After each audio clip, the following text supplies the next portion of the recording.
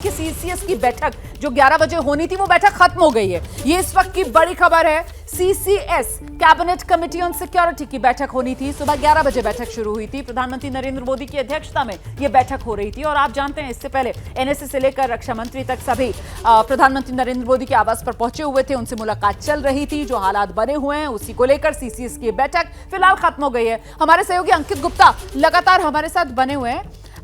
अच्छा, अंकित अभी नहीं है हमारे साथ, नीरज राजपूत इस समय हमारे साथ मौजूद है। नीरज, कुछ जानकारी मिल रही है? खबरें छिनकर आ रही हैं सीसीएस की बैठक खत्म?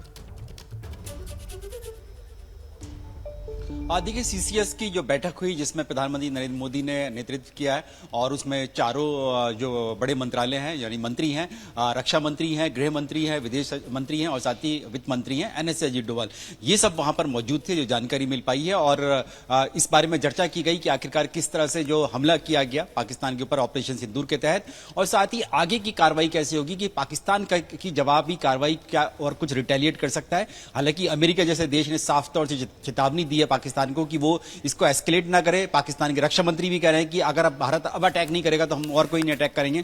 उस सब के बावजूद भी भारत की तैयारियां कैसी होंगी, भारत की थल सेना की तैयारी कैसे होंगी, क्योंकि बॉर्डर है पाकिस्तान से सटा हुआ, एयर स्पेस की सुरक्षा कैसी होगी और साथ ही समंदर में सुरक्षा कैसी होगी, उस सब को लेकर भी चर्चा और ये वो प्रेस कॉन्फ्रेंस जो हो रही थी सेना की तरफ से और विदेश मंत्रालय की तरफ से, नीरज, उसमें भी तो ये क्लियर किया गया ना कि साहब ये सिचुएशन जो है ऐसा नहीं है कि अब ये एक तरीके से मतलब फुल स्टॉप यहां पर लग गया, बल्कि इट्स अ डेवलपिंग सिचुएशन। मतलब अभी आगे कुछ भी हो सकता है, मामला संवेदनशील बना हुआ है, अभी नजर बनाए रखने की जरूरत है। उसी के लिहाज से सीसीएस की जो बैठक, नीरज, ये बेहद महत्वपूर्ण।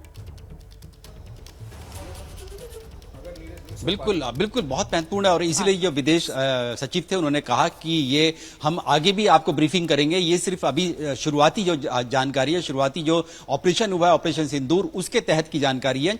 आगे भी हो सकता है कि और आपको इसके बारे में इंफॉर्मेशन दे और आपको डिटेल में ब्रीफिंग हो सकती है और दी जाएगी। लेकिन ये जो ब्रीफिंग थी करीब करीब 36 मिनट के आसपास, आधा घंटा 36 मिनट चली थी।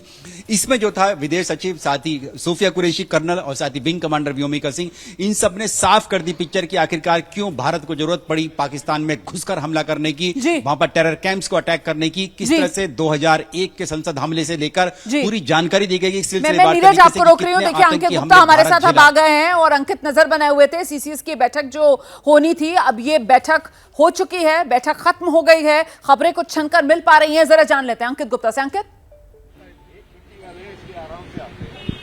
जी बिल्कुल, देखिए सीसीएस की बैठक हुई जिसमें जो है जो सरकार के प्रधानमंत्री के अलावा जो 4 वरिष्ठ मंत्री थे उनको जो एक तरह से पूरी आधिकारिक तौर पर जानकारी दी गई है कि भारत ने किस तरह से इस स्ट्राइक को अंजाम दिया है और साफ तौर पर यह भी बताया है कि अंतर्राष्ट्रीय जो है जो हमने संदेश दिया वो साफ तौर पर यही दिया है कि किस तरह से ये जो टेररिस्ट कैंप थे जो पाकिस्तान की धरती से चल रहे थे और सिर्फ पीओके में नहीं बल्कि जो पाकिस्तान की सीमा के अंदर भी चल रहे थे, हमने उनको जो है टारगेट किया है और इसी वजह से जो है अब जो अंतर्राष्ट्रीय स्तर पर भी लगातार पाकिस्तान के ऊपर यही दबाव पड़ रहा है। तो सीसीएस की बैठक में ये जानकारी दी गई है और अब जो चल रही है कैबिनेट की बैठक और जो सूत्र ये इशारा कर रहे हैं कि सीसीएस की बैठक के बाद में कैबिनेट के जो तमाम अन्य सहयोगी हैं, यानी कि जो सहयोगी दल के भी उसमें हमको पता है कि जो मंत्री लोग हैं जो कि अलग अलग राजनीतिक दलों से आते हैं जो कि एनडीए का हिस्सा हैं, तो अब उनको भी जो है इस स्ट्राइक के बारे में जानकारी दी जाएगी जिससे कि सरकार का और एनडीए जो कि जो सरकार में उसके सहयोगी दल शामिल है एनडीए के पार्टी के, तो उन तमाम लोगों तक की आधिकारिक तौर पर जानकारी कि देखिए हमने इस तरह से ये स्ट्राइक किया है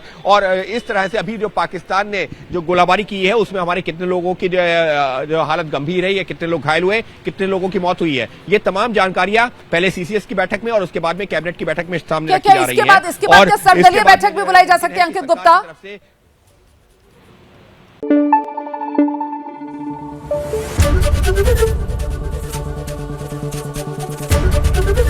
एबीपी न्यूज आपको रखे आगे।